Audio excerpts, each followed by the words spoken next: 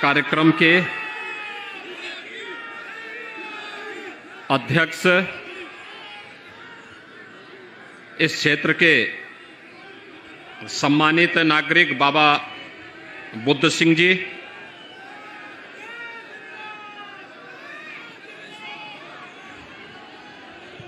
लोकप्रिय सांसद, पूर्व केंद्रीय मंत्री डॉक्टर सत्यपाल सिंह जी, भारतीय जनता पार्टी के लोकप्रिय प्रत्याशी चौधरी मनिंदर पाल सिंह जी, जिलाध्यक्ष श्री विमल शर्मा जी, जिला पंचायत के अध्यक्ष श्री गौरव चौधरी जी, पूर्व विधान परिषद सदस्य चौधरी जगत सिंह जी, जिला महामंत्री हरीश चौधरी जी, विधानसभा प्रभारी महेश अग्रवाल जी, विधानसभा संयोजक ठाकुर मुकेश शास्त्री जी। अब बाद में ना आराम से बैठे, बाद में बुला देंगे। प्रदेश उपाध्यक्ष किसान मोर्चा श्री संजय त्यागी जी, पूर्व जिलाध्यक्ष श्री शिव कुमार राणा जी, मंडल अध्यक्षगण विनोद जंदल जी, पवन शर्मा जी, बॉबी शर्मा जी, रिपुसदन सिंह जी, सोनू पूनिया जी, ब्लॉक प्रमुखगण गौरव चौधरी जी, श्रीमती रेखा, श्री मनोज चौहान जी, ब्रजवीर सैनी जी और उपस्थित भाइयों बहनों, आज भारत सरकार का वार्षिक बजट संसद में प्रस्तुत हुआ है। यह बजट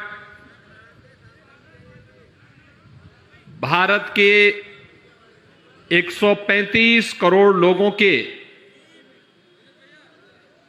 प्रगति, खुशहाली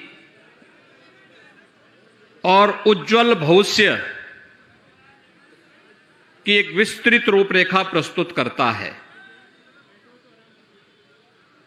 बजट में 25,000 किलोमीटर का रोड नेटवर्क,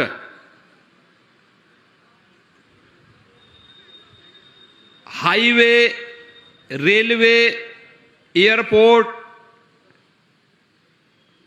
जलपोर्ट, इन सब के इंफ्रास्ट्रक्चर के निर्माण के लिए साथ ही देश के अंदर 80 लाख गरीबों के लिए प्रधानमंत्री आवास योजना,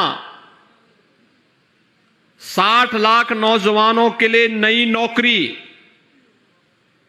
हर गांव में हर घर नल के माध्यम से शुद्ध पेयजल उपलब्ध कराने का लक्ष्य और देश के सभी गांवों में ऑप्टिकल फाइबर के माध्यम से 5G की सुविधा उपलब्ध कराने की एक बेहतरीन पहल प्रधानमंत्री मोदी जी ने की है। केंद्रीय यूनियन बजट को प्रस्तुत करने के लिए हम प्रधानमंत्री मोदी जी का आभार व्यक्त करते हैं, केंद्रीय वित्त मंत्री जी का आभार व्यक्त करते हैं और उत्तर प्रदेश को खासतौर पर इसका सर्वाधिक लाभ होना है, क्योंकि देश का सबसे बड़ी आबादी का राज्य उत्तर प्रदेश, सबसे युवा ज्यादा युवा उत्तर प्रदेश में, तो सबसे ज्यादा मकान भी यूपी को मिलेंगे और सबसे अधिक युवाओं को यूपी के ही नौकरी भी मिलनी है और इसके लिए हम प्रधानमंत्री मोदी जी का अभिनंदन भी करते हैं। भाइयों बहनों, 2022 का उत्तर प्रदेश विधानसभा का चुनाव चल रहा है और यह चुनाव हम सबको बहुत सारी चीजें कह दे रहा है। चुनाव के पहले लोग अलग बात करते थे, चुनाव के प्रत्याशी घोषित होने के बाद लोगों ने दूसरी बात करनी प्रारंभ कर दी और कुछ लोगों ने तो प्रत्याशी घोषित होने के बाद वे इतने भयभीत हुए कि उन्होंने अपने प्रत्याशी भी बदल करके यहां पर पूरे समुदाय को एक बार फिर अपमानित करने का काम किया था। अभी मुजफ्फरनगर के दंगों के घाव शांत नहीं हुए थे कि प्रत्याशी बदल करके उन्होंने साबित कर दिया कि जब भी उनको अवसर मिलेगा तो किसी दंगाई को और किसी पेशेवर माफिया और अपराधी को संरक्षण देने में उनको कोई शर्म नहीं आने वाली, कोई निर्लज्जता नहीं होने वाली है। और इसलिए भाइयों बहनों, आज मैं सिवाल खास में विशेष रूप से आया हूं। आज मेरा कार्यक्रम वैसे यहां था नहीं, आज मेरा कार्यक्रम दूसरे जनपदों में था, मेरठ जनपद में नहीं था।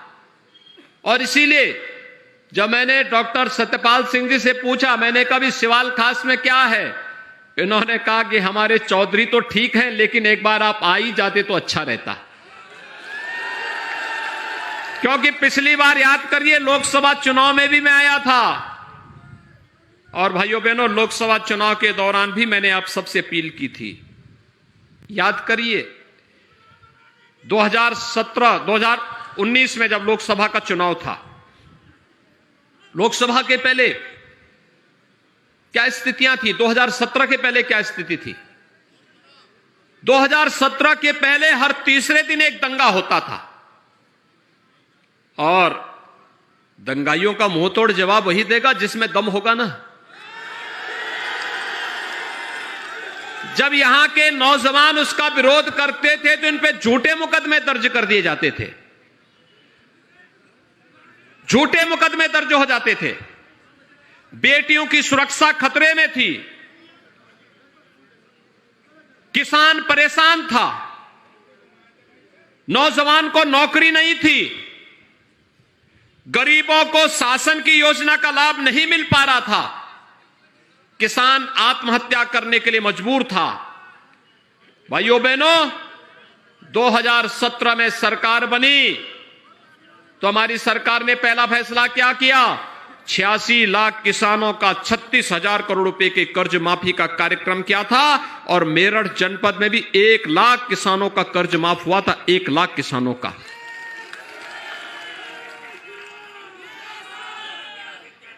भाइयों बहनों, गन्ना किसानों के गन्ना मूल्य का समय पे भुगतान करवाने की तैयारी और पूरी ताकत के साथ इस कार्यक्रम को आगे बढ़ाया गया। तो किसानों की उपज को न्यूनतम समर्थन मूल्य पर खरीदने का भी प्रावधान किया गया, और प्रदेश के अंदर 2,54,00,000 किसानों को प्रधानमंत्री किसान सम्मान निधि से 6,000 रुपए सालाना देने की व्यवस्था भी आज भारतीय जनता पार्टी की डबल इंजन की सरकार ने बनाया। हम लोगों की जब सरकार आई थी, हमने पहला फैसला किसानों के ऋण माफी की किया था, दूसरा फैसला अवैध बूचड़खानों को बंद करने का भी किया था, और तीसरा फैसला बेटियों की सुरक्षा के लिए भी किया था। बेटी तो बेटी होती है, सबकी होती है। ये लोग जो बेटियों की सुरक्षा पर खतरा होकर के मंडराते थे, हमने भी खुली छूट दी थी इन खतरों से कायदे से निपट करके इनके गलों में तख्ती लगा करके थाने थाने में जान की भीख मांगते रहे। आपने 5 साल में कोई दंगा देखा? पहले तो हर तीसरे दिन दंगा होता था। क्या दंगा कराने वालों को वोट देंगे? बेटियों की सुरक्षा के लिए खतरा बने हुए लोगों को वोट देंगे? कोई स्वाभिमानी समाज अपनी बेटी और अपनी बहनों की सुरक्षा पर खतरा बने हुए तत्वों को कभी समर्थन नहीं कर सकता है। और जब संकट था तब ये 2 लड़कों की जोड़ी गायब थी,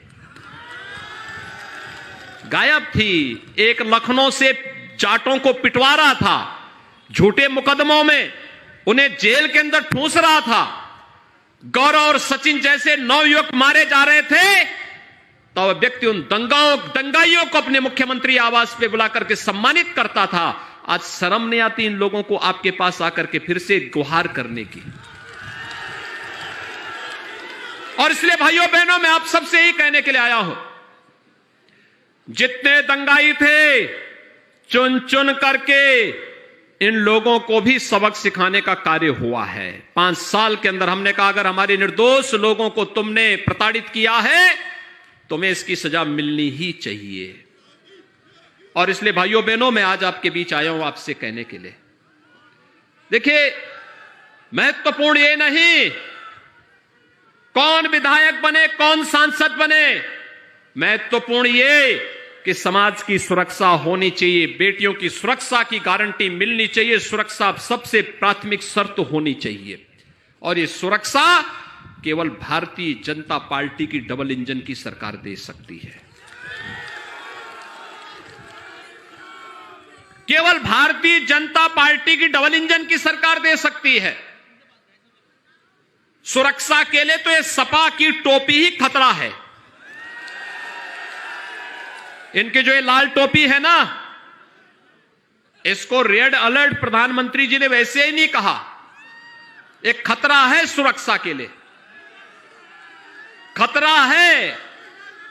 इस लाल टोपी का मतलब दंगा, इस लाल टोपी का मतलब हिस्ट्री सीटर, इस लाल टोपी का मतलब राह चलते हुए नागरिकों के साथ राहजनी, इस लाल टोपी का मतलब किसानों के खेत से ट्यूबवेल और वहां के पंपिंग सेट का चोरी हो जाना,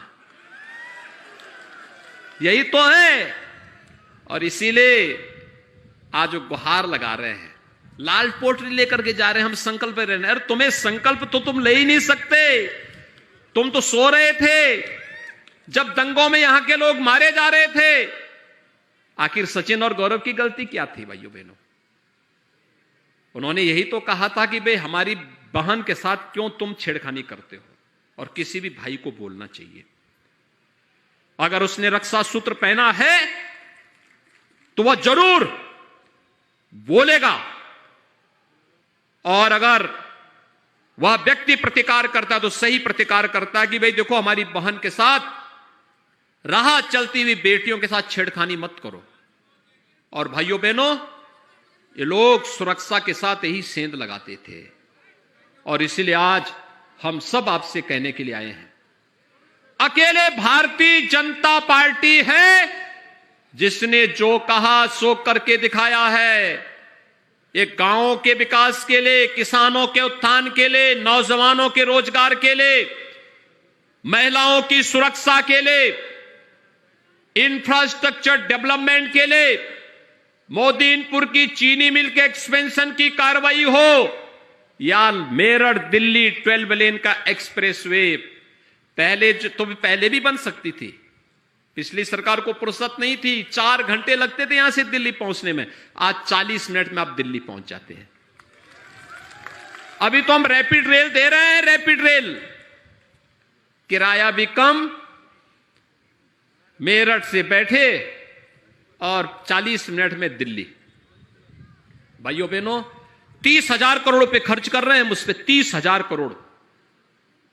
और यही नहीं, मेरठ से प्रयागराज के लिए आप गंगा मैया तो मेरठ से ही जाती है, लेकिन गंगा और यमुना मैया की संगम स्थल है प्रयागराज, एक प्रमुख धाम है।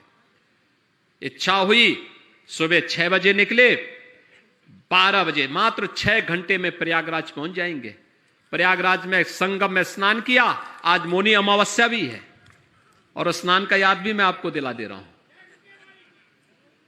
सुबह 6 बजे गए, 12 बजे संगम में स्नान, फिर वहां से 2 बजे चले, रात्रि को 8 बजे अपने घर में।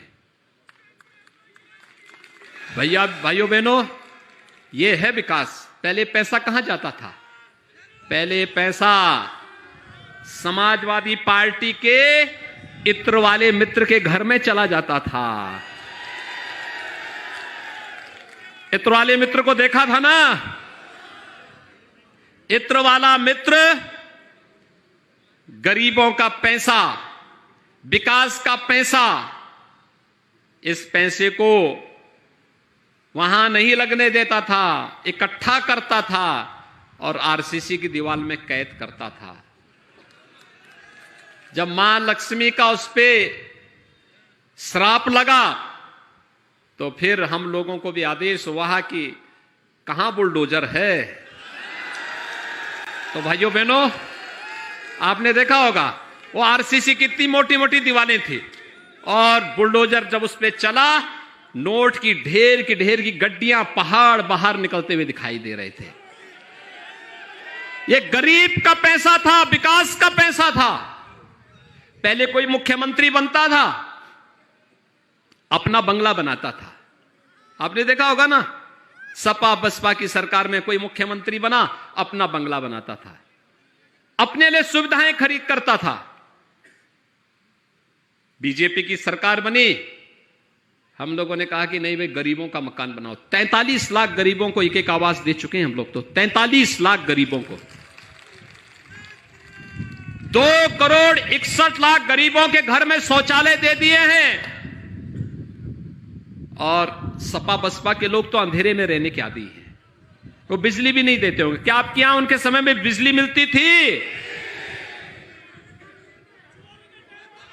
सपा बसपा का मतलब अंधेरा। और क्या हमने विकास, बिजली तो सबको दी, अब तो बिजली मिल रही है ना, तो बिजली सबको हम लोगों ने दी। ये डबल इंजन की सरकार है, जहां बिजली नहीं भी लगी थी वहां बिजली लगा दी गई। और फिर भी कोई बचाव होगा, हमने उसको भी मना नहीं किया। सब जगह हम बिजली देंगे, एक एक घर तक पहुंचाएंगे, किसी को पैसा नहीं देना पड़ेगा, और फ्री में कनेक्शन भी देने जा रहे हैं। यह है सरकार। तो क्या हमने विकास में कोई भेदभाव किया क्या? कि नहीं ये ब्राह्मण है इसको दे देंगे, ये जाट है इसको नहीं देंगे, ऐसा तो नहीं हुआ ना। हमने तो कहा भाई सबका साथ सबका विकास का। न जाति को देखा, न चेहरे को देखा, न हिंदू देखा, न मुसलमान देखा, विकास सबका।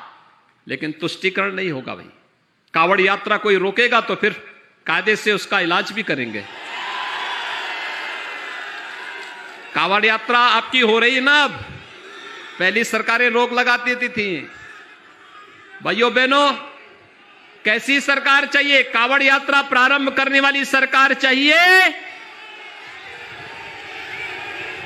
या कावड़ यात्रा रोकने वाली? और इसीलिए भाइयों बहनों, मैं आपके बीच में आया हूं आपसे कहने के लिए, आप में से एक कोरोना कालखंड है। कोरोना में फ्री में टेस्ट, फ्री में उपचार, फ्री में वैक्सीन। कितने लोगों ने वैक्सीन लगाई है? अभिनंदन आपका। जिन्होंने वैक्सीन ले ली है बहुत अच्छा किया, दोनों डोज लगाइए। जिन्होंने अभी नहीं ली उनको समझाइए ये कोरोना महामारी, इससे बचाव का एक ही उपाय है और वह है वैक्सीन। वैक्सीन की डोज लगाइए। प्रधानमंत्री मोदी जी के प्रति आभार व्यक्त करिए कि दुनिया की सबसे प्रभावी वैक्सीन मोदी जी के मार्गदर्शन में भारत ने बनाई है। और डबल इंजन की सरकार है तो डबल डोज राशन की भी गरीबों को उपलब्ध कराया जा रहा। 15 करोड़ लोगों को हम उत्तर प्रदेश में डबल, महीने में 2 बार राशन दे रहे हैं, जिससे कोरोना में किसी को इधर उधर भटकना ना पड़े। हमारे नागरिक हैं तो उनकी चिंता हमें ही करनी है। पहले हमारे युवाओं के लिए नौकरी निकलती थी, और ये डबल जोड़ी की जो आई है ना, 2 लड़कों की जोड़ी, इनमें से एक जोड़ीदार अपने चाचा के साथ वसूली में निकल पड़ते थे। तब मेरठ और सिवाल खास का नंबर नहीं आता था। हमारे समय में तो जब मैं लोकसभा चुनाव में आया था, डॉक्टर सत्यपाल सिंह जी के यहां बागपत के एक गांव में, इन्होंने कहा था मैं यहां से जीतूंगा। मैंने कहा कैसे? इन्होंने कहा चलिए, इस गांव में 27 हमारे जाट नौजवान पुलिस में भर्ती हुए हैं। ये बीजेपी की सरकार के समय हुआ है। पहले तो आपका चेहरा देख करके आपको बाहर कर दिया जाता था, नहीं तुम पुलिस में भर्ती नहीं हो सकते, छांट दिया जाता था, क्योंकि सेफाई घराना उसमें हावी हो जाता था। लेकिन भाइयों बहनों, आज मैं आप सबसे कहने के लिए आया हूं, 5 लाख नौजवानों को सरकारी नौकरी दी। कानून व्यवस्था की बेहतर स्थिति हुई, तो लोगों ने निवेश किया। 1,61,00,000 नौजवानों को हम लोगों ने रोजगार और नौकरी के साथ जोड़ा।